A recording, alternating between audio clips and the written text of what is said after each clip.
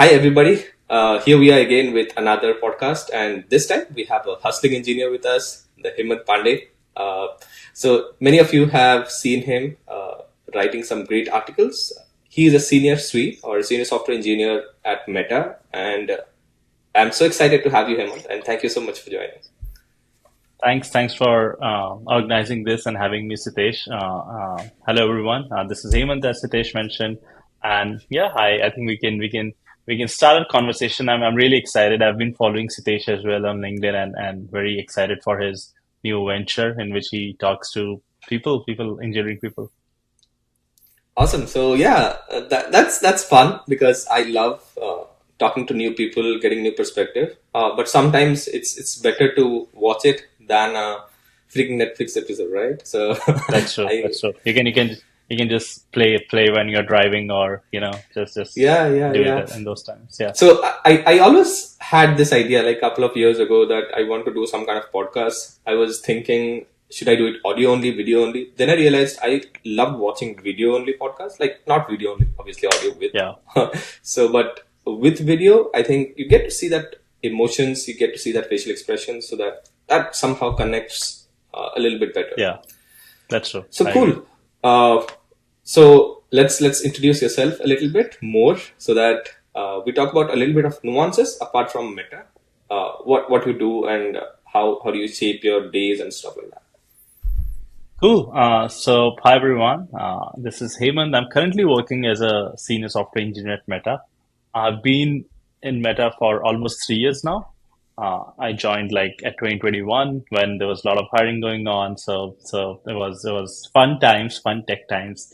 And previous to that, I worked in companies like Tesla, SAP, Salesforce. So Meta is my fourth company and also my highest tenure. And so I did my master's from Stony Brook University. I in 2016, 2017, then joined Tesla at 2018, which was my first job. And Mm-hmm. here we are today.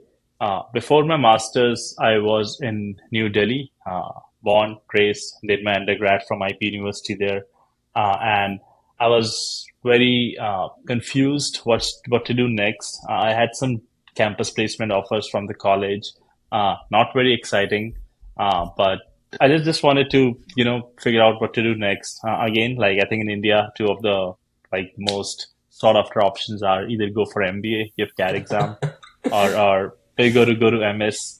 So I was exploring both the routes. I To be honest, I had no real like kind of that I sure want to do tech or business. Like I'm still exploring, I would say. So I was also preparing, not prepared like for CAT and exploring what GRE and MS would look like. I think it was Mm-hmm. was pretty good decision. I took the MS route, gave my GREs and everything, and joined Stony Brook University. And that has been my journey. Other than work, other than career, uh, I love doing weightlifting, playing sports. So um, not much, I would say. My diet part is still very shabby, but yeah, I do different kind of physical activities to keep my son involved. And also, as Sitesh mentioned, I've been writing on LinkedIn, writing a newsletter called The Hustling Engineer, focused on career growth, like focused on new grads, new people who are coming into the industry, and helping them grow to senior level. Just sharing my journey, my failures, my learning, so others can benefit from that. Yeah, that's amazing, Hemant. And I think the first time I read about you was your viral article of $500,000 job at Facebook or Yeah. something. I was like, okay, that is interesting. So Yeah, I think, so I'll give a brief context. So I actually interviewed with Business Insider, right? And that the kind of context of the interview was, sharing like what how do you share your resume, and what do you do, any tips, and I think like these magazines or like news agencies, they like to put number mhm. to everything, so people feel it's genuine, and it just got Yeah, like took a like a lot of Indian media like Hindustan Times, TOI, they start picking over it, and then I was like, wait, I didn't expect this to go this viral, but it's good. I mean, everything I shared was genuine. That's what I do. So it was fun. It's behind a paywall, so I don't know if I've read it completely, but I've read some I parts mean, of there it, are which, there are a lot of free ones as well. Now, okay. I love doing it. If you type Hemant Pandey Meta on Google, there are like 10, 12 articles. So give you like a mini celeb kind of feeling. Cool, cool, amazing. Yeah. So the interesting thing is like you have been with multiple companies. So what are the different subtle cultural things that you have noticed across different companies in this time? Yeah, yeah. I think a lot, I would say. So previous to Meta, most of the work I was doing, I mean, let me start from from the very start. Yeah. So basically, in my undergrad, did, I, I just chilled, I would say, right? I did not do any DSA or Algo or anything like that. And when I came for my Hmm. master's, I realized that that's basically the thing you need to get job, right? And Yeah. there was a lot more pressure. There were like subjects, assignments, you need to interview and everything like that. So it Yeah. was a lot of stress in the first semester because people other in my batch, they were like, coming with some experience. They already know uh, things which I didn't know. So I need to put extra hours to get to their level. So I started DAS, Algo, everything. Hmm. Very grateful to my friends who, kind of mentored me at that time. And then got into Amazon as an intern. Uh, Yeah. was like it was perfect internship, three months, solid project, learned a lot of things. But again, I was still learning, so I was not technically very proficient. That's Hmm. why I could not get a full-time offer from Amazon. Okay. Right? They expected me to be much faster. I was not that fast, to be honest. I love sharing it now in the hindsight, right? So I think 11 or 12 people went from Stony Brook to intern at Amazon that year. Only one of them was not selected for PPU, and that Oh, was me. Yeah, so it unfortunately. felt bad, but it also helped me, realize that kind of failures are just going to be part of your life. So Hmm. you just keep moving. So I again started preparing for interviews, gave on site for 3, 4 companies, got Hmm. into Tesla, which was my first job. Then moved to Bay Area for my first job. Tesla again, like I joined and it was very cutthroat culture. Uh, Oh, I'm talking about Tesla in like 2018. Model 3 okay. was just launching in 3, 4 months when I joined. So every, like it was very chaotic. It was very cutthroat. People used to work like 15, 16 hours in the office, right? And it was a lot demanding, but I was learning. It was my first job, all things Yeah. different, new city. So it was feeling pretty good. Um, unless so I joined in March, and then June, July, I think there was like layoffs news and everything like that. Oh, yeah. And I think new grads are like they are the first ones to cut when the budget cuts are happening. So I Yeah. lost my job in Tesla like at the start. And again, I was like that. I just started, and then this is happening. But again, it's. I think that the mindset really is that these types of things will keep on happening, right? It's Yeah. not unless if it would have been a performance based thing or something like that, I would have reflected. But yeah, it's not in my control, right? So Yeah. I took my time. I took a week, realized what needs to be done, then get back to the job market. Fortunately, it was good job market at that time. I got interviews, I gave interviews, and then got into SAP. Yeah. Again, SAP was very different from Tesla, right? It's an Yeah. enterprise company. Uh, Tesla was very fast on moving. SAP was like not kind of, I mean, it was like more relaxed in a sense. It's an enterprise company, so there's uh, there's a there's a pattern of launches and stuff like that. So it was much easier than Tesla, I would say. But Yeah. the good thing was I still learned a lot of skills there. I was in a multi-cloud architecture team, so I got exposed to AWS, Azure, GCP, right, using Oh, those that's nice. services. And I mean, I had never used these services before, and that job was entirely for cloud, and cloud was pretty hot at that time.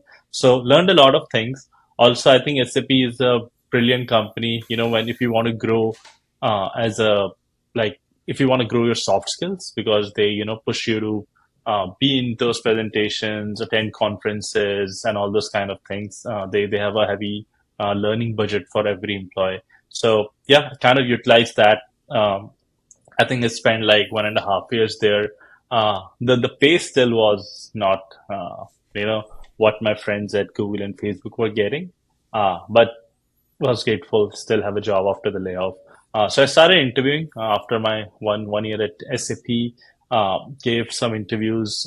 Then I got into Salesforce. Salesforce was, I think, when I was in Stony Brook, Salesforce was the company I wanted to go. I've heard really good things about the culture, and Yeah. they used to pay really good in internships, so it was very popular that's the kind of the company you want to target. So I was really happy when I got into Salesforce. It was one of the dream companies. Got into that again. Very similar kind of product culture as SAP. Enterprise. Enterprise company, Mm-hmm. quality is more important than moving fast, right? These kind of culture values there. Really enjoyed my time. I think that was one of the time I learned a lot of things. I got promoted within 1 year of joining, got into like Amazing. senior MTS role, which is equivalent to SD2, mid-level software Okay. engineer at Salesforce. That was my first promotion also. Um, and then COVID also happened at that time, right? I joined in 2019, and so I spent all my COVID Yeah. 2020 2021 Oh. at Salesforce, right? So it was good, fun learning. Then I think I was hitting 2 years mark, and then I realized that on Blind and other platforms that in 2021 people are getting like crazy offers, right? I mean, like if I'm making 225 to 30K.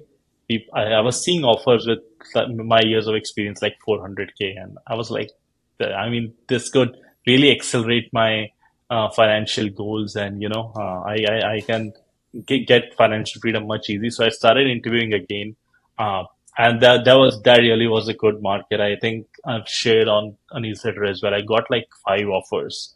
I got from LinkedIn, I got from Meta, I got from TikTok, Square. So it was good, and then decided to join Meta. My wife at that time was also working for Meta. They gave a really really good compensation. I joined, and so I joined Meta as a senior software engineer, right? Though I've never done that kind of like, I've never handled that kind of scope in my previous jobs. My interview went well, and they kind of gave me E5. So it was very demanding. I would say, like for the first year, navigating through the culture. Meta's culture is very different, right, Yeah. than the past companies I've worked at. First of all, I'm in a product team, so it's more move fast, build Mm-hmm. features quickly, as opposed to Salesforce and SAP. Also, a lot of things I learned here, like working with product managers, legal, Mm-hmm. marketing, Yeah. everything, like building a product end to end. So we also launched. So I'm at Meta. I'm a part of Youth Org. We build Okay. products for teenagers and parents of teenagers.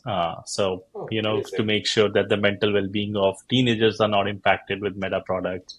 I work across all the code bases, Instagram, VR, uh, Threads, like we are a central team, so we work across all the apps.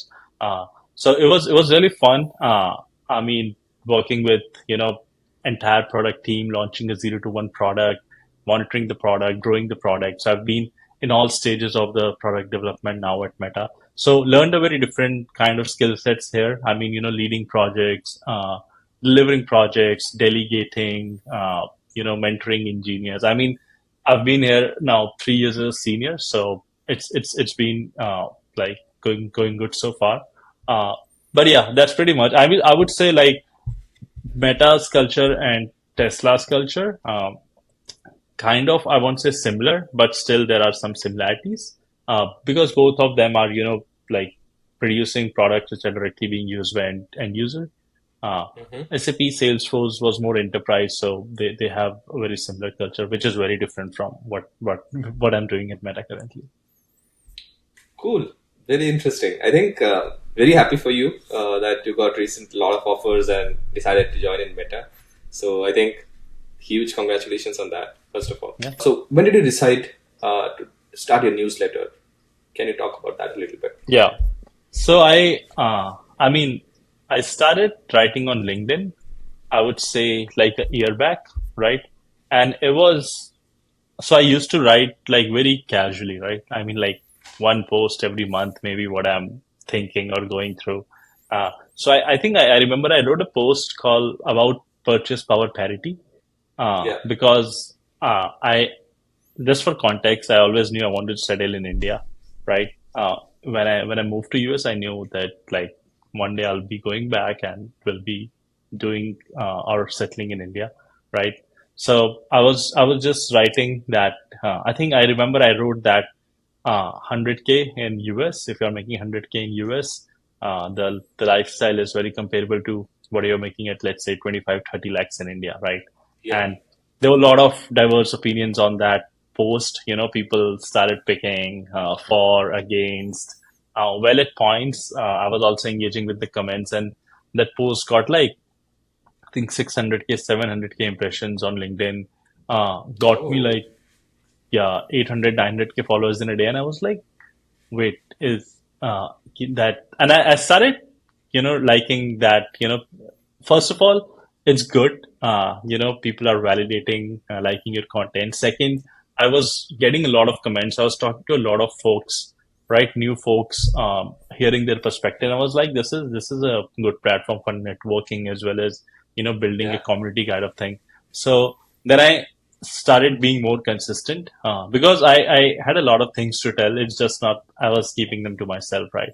And so I just started sharing like once a week a post on LinkedIn, then like made it twice a week when I started being more comfortable putting myself out on LinkedIn, right? Now I do like one or two posts a day.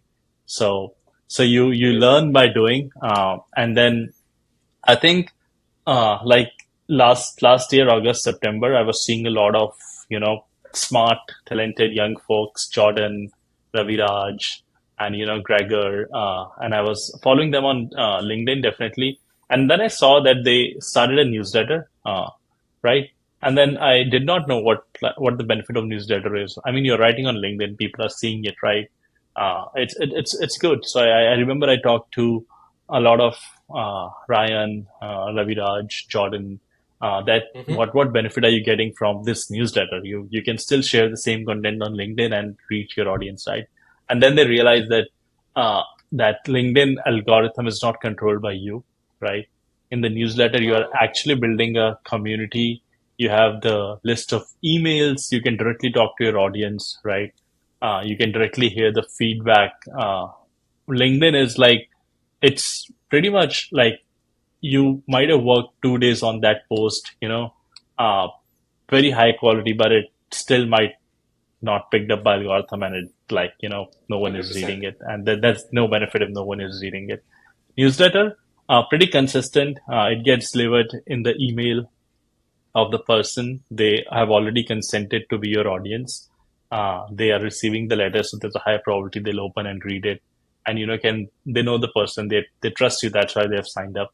So that's why I started. I think I should have started much earlier, but Okay. it's just that I was waiting for the that okay I have some that okay I'll start when the new year starts and things like that. So I remember I started on January 1 of this year. Uh, Awesome. and then I was already talking to these folks who are already big in like Jordan and Gregor. They have really mentored me, guided me with their writing, inspired me to start a newsletter as well. And yeah, I've been consistently writing newsletter. It's a weekly newsletter. I think we have already published more than 30, 31 Yeah. articles in that, close to 9,000 subscribers, which is fun. I mean, like, I think at this point, I'm not after the numbers. It just, I've started loving the process of, help me being more consistent, help me improve my writing. also meet new folks, which is good. Anyways, I can't sell or monetize anything being on H-1B visa. So that's also a good thing that you really focus on just delivering stuff and not kind of selling and the money part of that. A blessing in disguise. But yeah, it's Yeah. amazing, and I think you have inspired me to start a newsletter because this LinkedIn algorithm is weird because this is probably sixth or seventh episode we're recording, and I post it in LinkedIn. So the timing, the day that I'm posting matters a lot because if you go back, I have posted Jordan's podcast a week back, and then I posted Vivek. But Yeah. Vivek's podcast was posted on a weekday 9 a.m. PST. Uh, I don't know like what happened, but it's not getting enough impressions. Like it's probably one third of the impression. Even the content length, the network size is probably same. I would say Jordan has a much more followers, and he did Yeah. reshare it to his network. But I think the organic growth of like organic impressions of LinkedIn matters a lot on what time of the day you post in and stuff like that. Yeah. So I would Also, I think probably this. yeah, go ahead. Yeah, you're right. There's that's one of the reason I think newsletters, work best because you know your audience. LinkedIn is very I mean I've seen I would say like my highest performing posts on LinkedIn, they're either the ones in which, a lot of people just like sharing the extreme opinions. Like, one Yeah, or some topical meme or something would like work. So it's very random, but yeah, I think it's good in a sense that you reach new audience, new folks, but again it's rather than depending on your content quality, it's more yeah, algorithmic control. So that's what bothers me. 100%. Cool. I'll probably start that because I was tweaking in with the algorithms a little bit. I was automating my posts on LinkedIn by uploading the previous night to YouTube and all stuff. But I'll explore that part. Thank you so much. So yeah, so when you said a very interesting point, like you when you started in the US, then you wanted to go back and settle in India, and I was having a chat with Akash Mukherjee a couple of days back, and he mentioned me the exact same thing that if someone wants to go back, he should definitely talk with Hemant. So how did that happen, and how are you in that process? Yeah. So first of all, I always wanted to go back, right? Like the in 2016 August, whenever I landed, I knew that because I think there are very weird reasons for me wanting to go back. First is like always wanted, so that was always on my mind, right? Second is I sometimes feel now that the H-1B visa is very restrictive, right? The way you can build your community, build your businesses, or take risks, join a startup, maybe Yeah, start something, fail, learn. You just can't do all these stuff being on H-1B visa. Here, yeah, I think the system is designed for immigrants to play safe, be in big tech companies, right? Just because yeah, your visa is attached to it, then you have a green card, then there's a 100-year line. So uh, that's also one thing. I sometimes feel it's too restrictive. Uh, yeah, Third is, uh, I mean, like, I think everyone has different factors why they want to go. But for me, 100%. having a, like freedom, like for example, let's say if I want to quit my job for 2 months, take a break, right? Explore something, I just can't do here, right? Yeah, In India, I can do all this kind of stuff. If I need to go visit my family for, like surprise my dad on their birthday, this just can't do here. It does not work. You need to get a visa stamp, then you have to check like 100 documents. Uh, and I think these kind of things bother me a lot. So always wanted to go back. I think if Meta would have been in India, I hmm would already have taken an internal transfer last year. But okay, I'm just trying. I mean, I don't want to put a date or number to it when I'll be moving, but you'll know from it's on LinkedIn. the I mean, process. yeah, it's on the process. So Awesome. so yeah, I think my wife, she's also on the same board. When we got married, she also wanted to move back. So I hear a lot of folks, they talk to me that I want to go back, but my partner wants to stay here, and that kinds of a lot of complications here. But the good part in our is like we both are very, I mean, like these are some factors which I can tell there are, but very small factors. Like, we are both huge cricket fans. We want to Oh, go to a like RCB cafe, watch the live oh my match, and God. I mean, these are some small things which we really miss, and we are very excited that we'll be able to do it when we'll go back. So yeah, I mean, there are some very tangible things which I can explain. There are very small things which I just can't explain. Like we both are on the same page, and I think opportunities in India are tremendously rising. My 100%. I see my friends who are at the same level at Google and or Uber. They are earning close to 1.2, 1.5 CR in India, which is pretty massive. I mean, like with one CR plus in India, you can like live like a king. So, King, yeah. and yeah, and also I feel that like there's no limit to, if you're chasing money, you'll never be satisfied. So it's good. I mean, I think always grateful to US for giving us the opportunities. I think, and but yeah, I think like long term we would want to move to India, settle to India. I also write a lot on LinkedIn and get Yeah. a very extreme opinions of people like hey, air quality in India is bad, and that thing, and then I was like, everyone has their own factors, but I don't really care about air quality much. I do care about feeling The lonely community. more, or yeah, being with family more. I mean, I'm born and raised in Delhi. Like, what Yeah. quality talks are you expecting from me? I've seen the Yeah, worst, but yeah, that's pretty interesting, and all the best for your journey. I think you'll make it sometimes or the other. You have yeah, been very dedicated on that front, so pretty good. But yeah, the one interesting thing I was noticing when I was browsing your newsletter was your mentorship section. So you registered yourself on Topmate and have been providing very different wide advices like managing personal finance, coming here to study in the US, yeah. and stuff like that. So how has been your experience with that stuff? It's been good. I think the reason I created account in Topmate because Ankit, who's founder of Topmate, like he reached out to me 3, 4 years back, and then hey, sign up. It'll be good. And I think we also talked sometimes on WhatsApp as well about product or features and all this kind of thing. But I just started because he asked me, and then I realized like a lot of people are coming into it. It's an like a platform to meet new folks and help them. And like I do charge for my time, Yeah. helping junior engineers. I mean, I think mostly I've been talking to mid-level engineers who are either looking to switch companies or going to senior. Uh, Yeah. but again, like whatever money I get from that, I basically use that money to book calls for me.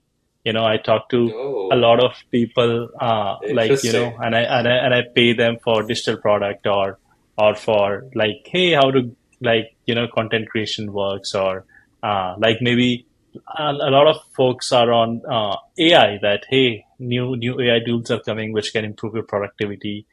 So I talk to those folks and use like the money I'm getting to like Very basically interesting. it's kind of like I'm giving my skills and then getting new skills from the platform. So that's really fun. Also meeting new folks from the platform. They also have very nice marketing campaigns. They once featured me and my family on Times Square, which was like Oh, my family in India cool. went crazy. Hey, we are on Times Square. I was like, yeah. So it's good. It's fun. Like they have a WhatsApp group of creators as well in which they ask for feedback, and so it's a good, nice community. I love the product. I think it's pretty easy to use, and I think Hmm. it's gonna get big as well in the future. But yeah, I think my main purpose was to I won't say just solely give back to the community. It was like for me as well to connect with new folks, learn Hmm. from them as well. I mean, like the new people who are coming into the industry, they bring a different perspective, different mindset, right? Like maybe they know crazy AI tools, right? Which Yeah. which I haven't heard of it, or I don't know. Like I was just talking to someone. that, hey, how do we, like, on the YouTube thumbnails, how do you remove background and then, build a border around it? And Oh yeah, it felt so difficult for me, like how people do it. I tried on Canva, but it was not very easy. And then someone I think it was just a 17-year-old girl, and then she gave me like link of two tools, and it just happened in like 30 seconds. And I was like, yeah, amazing. it that improves my productivity a lot. So it's good skill transfer. I think Topmate is for me. I help new folks, or people who want to grow or move companies, or things like that, and then I also get to learn new skills from others. So it's win-win for all of us. That's so good. It's like a barter system for our skills. So that's Yeah, amazing. yeah. Cool. That's amazing. And the one thing you said is like managing different things. Like there are so many things that you're managing right now with Topmate, with newsletters. Now you're producing 2 articles every day, and of course, a senior software engineer job at Meta. Life will not be easy, probably, right? So how do you manage your time? Or if you can shed some light on that topic, that'd be great. Yeah, I think I've tried to like time box everything. I try to put hard stops. Like if I'm working, I try to be as focused as possible, and I don't extend my working hours, like unless very required. If there's a product launch or anything, you just can't help it. But like 8 hours of work, very focused work. Try to accomplish as much as you can, and then I hit the gym.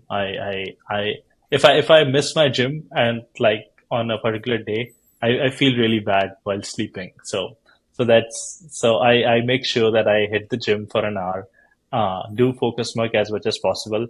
For newsletter and content creation, it mostly happens. I think for newsletter specifically, uh, I spend like 2 hours on weekend.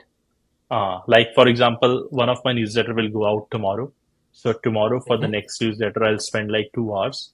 Uh, and then within the week, I'll probably do, like building out a more refined version, graphics, or Mm-hmm. like announcements or shout outs, those kind of things I'll do within the week. Mm-hmm. So I think a particular newsletter for me will take around 3 hours of my time, 3.5 hours. Okay. Depends on, Per like, week. how deep you want to go. Yeah, per week. LinkedIn post, there are like multiple ways. First is, uh, I've already written a lot on LinkedIn, so you can pick some content, repurpose it, and then post it. You get some ideas from your newsletter as well, right? I've written 31 newsletters, so you can get a lot of ideas, repurpose them, and paste it on the LinkedIn, right? You see other creators on LinkedIn, what they are posting. Get the topic from that, but share your own journey. Be as authentic as possible. Like for example, if you ask someone like Hemant Pandey, they'll tell you move to India post, right? Very pro India. Like he's gonna that he'll make Uh, you feel that India is the best country of the world. Like these kind of posts, career growth, switching companies. I write a lot of posts on how you can make more money by switching companies over the years. So or that and interviewing that's every that's two me. years. Yeah, yeah, and that's me. That's the authentic myself. That's what I've done, and that's what I propagate. People like it, people don't like it, which is everyone has different perspectives. But yeah, and now a lot of topical posts. I think LinkedIn, it's it was supposed to be a professional platform, but now I think if you want to grow, you want to present your fun self, right? Like for example, that Olympic shooting meme went viral, right? Oh my god. The Yeah. So everyone was coming with creative ways. I mean, like obviously not like meme kind of thing you want to do, but like junior engineer, senior engineer, these kind of memes were coming up. DevOps memes were coming up, which are very really creative, and also make you laugh, and also relevant to your industry, more relatable to you. So I think these kind of things also you can do. I I'm generally a very like I love memes and all those kind of things. So you'll see that on my profile as well. I'm just trying to present myself on LinkedIn, and I think as you deliver consistently, as you make more posts, you just become more comfortable with. I think the only blocker on LinkedIn is putting yourself out, like how much you want to put yourself out, because you are, very uh, like conscious of what your coworkers are thinking, what your manager is thinking, what your friends will think. Yeah. But I think once you're past that, if like after 30, 40 posts, you're past all those feelings. And then that brings your true self, what values do you believe in, and all those kind of things. So yeah, I think also content creation has given me like a side hustle kind of thing. Like what after 9 to 5, I can just can't watch Yeah. Netflix all day. So it's a good thing. You're involved in that stuff. You're giving back to community. You're learning from other folks. You're meeting new people, which opens like a lot more opportunities around you, right? Awesome. That is amazing. I think you do a lot of stuff, time boxing everything, and being very consistent, very disciplined. I guess that has been the whole mantra. So yeah, I just wanted to start a newsletter. So you think Substack is the best, or like do you suggest me something else? Yeah, I think Substack is pretty good. I'm not even sure, like, what other platforms offer. When I was starting, I know there was one Beehive, one Substack.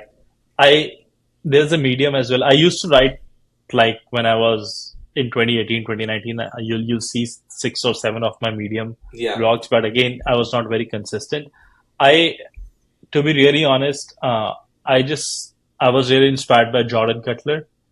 He was using Substack, and like I used to love his content, and I was like, people are using Substack. Substack would be the best. Probably they those smart guys have done their research, so let's just pick Substack.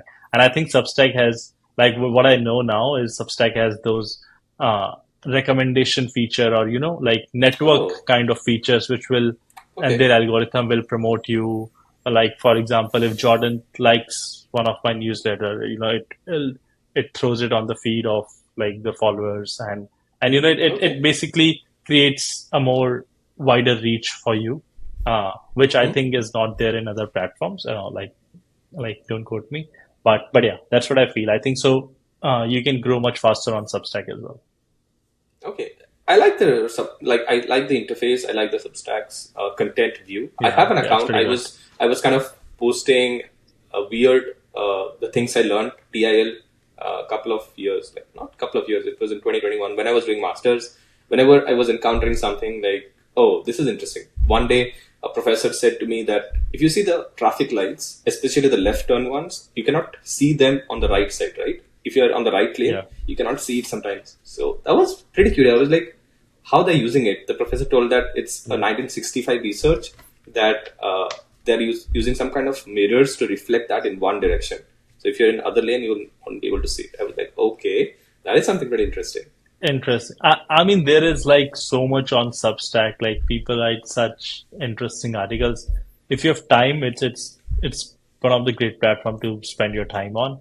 And also, I think now what so earlier text content used to be big, like Twitter and LinkedIn. Yeah. Then Instagram comes and photos and videos. Those become like the go-to things. Uh, I mean, I also share like pictures on LinkedIn. People will troll me for that, but that's fine. I mean, Yeah. but I You're think the exposing your true text, self. So, yeah, I think text is now coming back into the picture, right? If you see Substack notes, if you see hmm, LinkedIn, if you see Threads, it's a meta product. If you haven't yeah. used it, I I believe it's gonna get big, as big as Twitter. I think even bigger than Twitter. So you hop on to the Threads. I think it's pretty nice. I think I just like 2 days back, so I got my passport renewed, right? Um, Indian passport renewed from San Francisco. And then I just shared a photo of my two passports. And then, like on the front page, there's very subtle difference. Like they enlarge the logo and then, Republic of India goes on top. So very subtle UI changes, right? And I just shared that, uh, got my passport renewed, subtle UI changes, posted on Threads, right? And on Threads, I have like 400 followers. So I just posted because I was posting on my Instagram story. Uh, and then, like, I think I checked today that post has like 150K views, and Oh my God. people are Seriously. like, very very curious comments that, hey, do India have e-passports? Hey, are there more differences? People like were adding comment that just like new iPhone launch, no differences. I mean, like it's pretty wild that with 400 followers you can have that reach on a like a relatively new platform. So I think yeah, the text content and all those things are coming back, which is good for someone who wants to write and deliver value rather than creating reels and TikToks. Yeah, I think 100% because I've been following that. So the main problem with the video is the time, right? You don't know what is coming up unless you watch the whole video. But in Yeah, in the text form, you can like skim through the text and like see, okay, this makes sense, and if you want to continue further.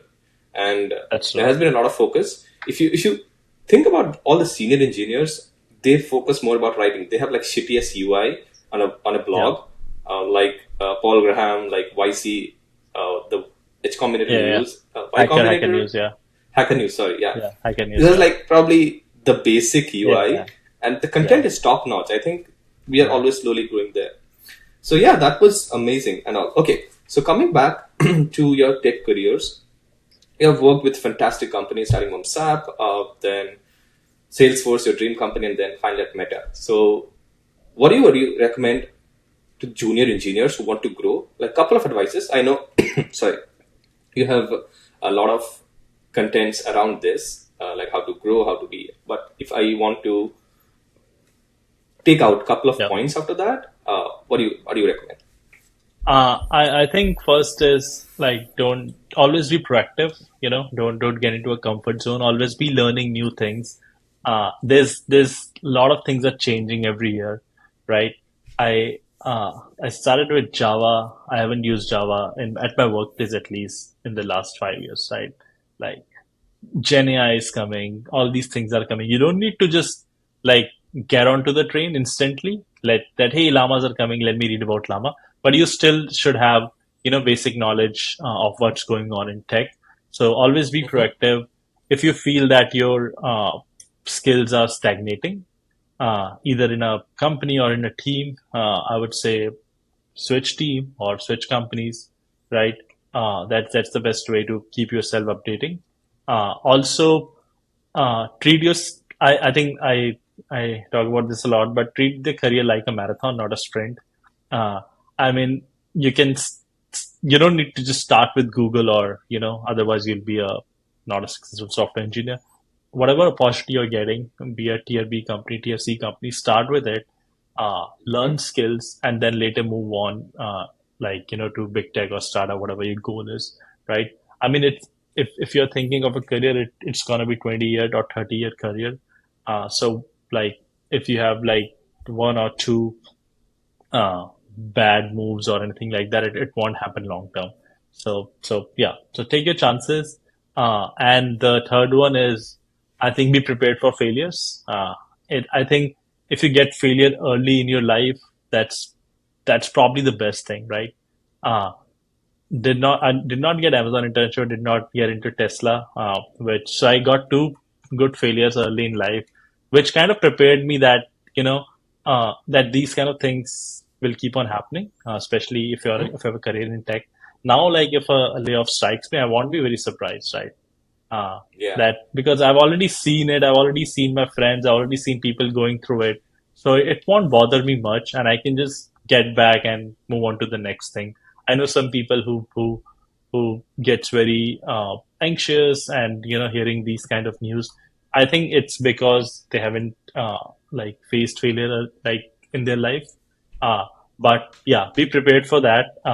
And as early as you face it, it will be much better in my opinion. Okay. Awesome. So this brings to the last question of the tech podcast that we're doing. Um, so how do you upskill yourself first, and how can you restrict yourself to consume lesser amount of content because there are like bunch of contents flying around? How do you manage that quality versus quantity thing, and in Yeah. that process how do you upskill yourself?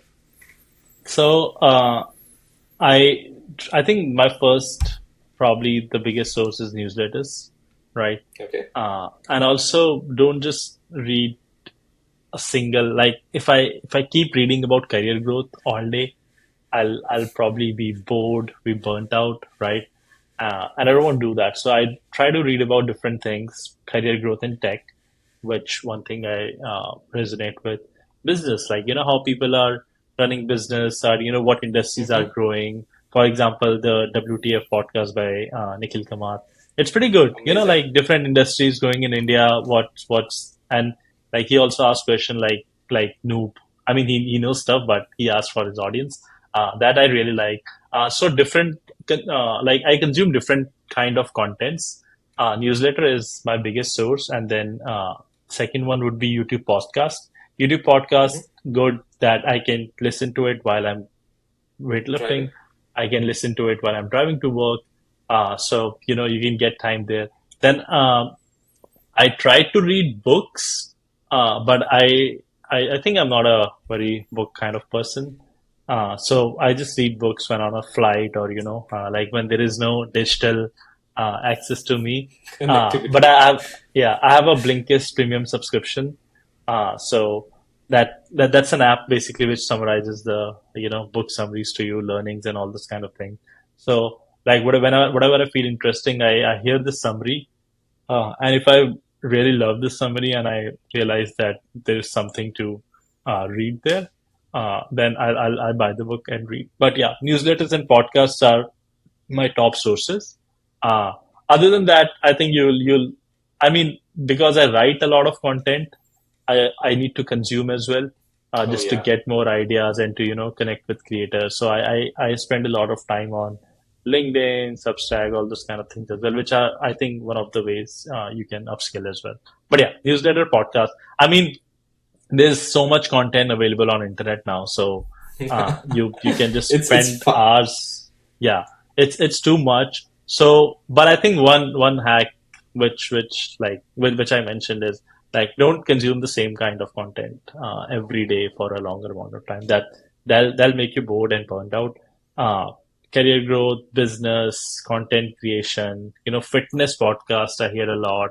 I also started like few times back, started listening a lot on Mahabharata and mythological and those kind of Oh, podcasts. Cricket interesting. is like one of the passions, so I like follow those podcasts as well. So yeah, I think different kind of things. Also, I think as a person as well, you just don't want to be like expert in one field and then not know Yeah. about others, right?